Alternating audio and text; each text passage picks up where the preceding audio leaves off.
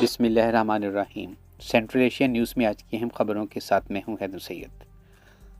खबर शामिल करते हैं हमारे नूरशाह साहिवाल के ब्यूरो चीफ महर साजिद सियाल की। जिला कचहरी साहिवाल के वकील राना जफर इकबाल चौहान को थाना से घर जाते हुए नामालूम मुसल्लह अफराद ने अगवा कर लिया। मुकदमा दर्ज, वकील बाजियाब न हो सका।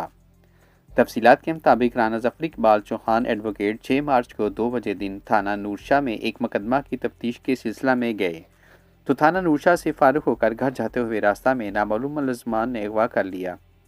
राना जफर इकबाल चौहान का मोबाइल फ़ोन भी बंद कर दिया गया। साहिवाल पुलिस नूरशाह ने मोहम्मद सलीम की मदहियत में मुकदमा दर्ज कर लिया है।